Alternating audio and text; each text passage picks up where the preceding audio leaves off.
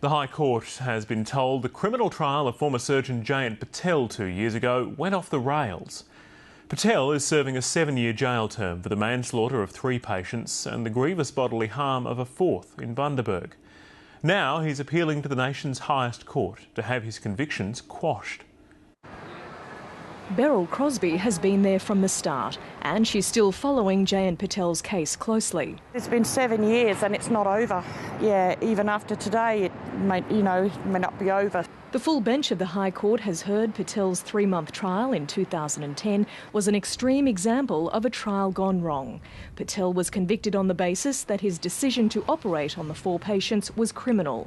But Patel's barrister, Liam Kelly, argued his client was tried under the wrong section of law and that the trial judge wrongly allowed the prosecution to change its case midway through.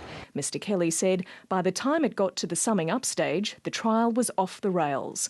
With the sheer volume of prejudicial evidence, it would have been impossible to direct the jury to ignore it. Patel wasn't in court for the hearing. Instead, his lawyer argued there's been a serious miscarriage of justice and called for his client's convictions to be quashed. The miscarriage of justice was so serious that it cannot be considered a trial.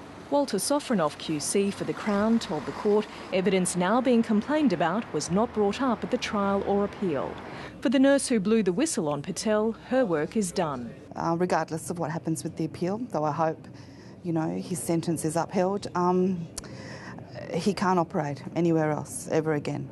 But it's far from over for former patients. It's like a roller coaster. We've been up, we've been down, we've had a win, then there's an appeal, then that appeal is okay, and then there's another appeal. The hearing resumes on Thursday. Francine Norton, ABC News, Brisbane.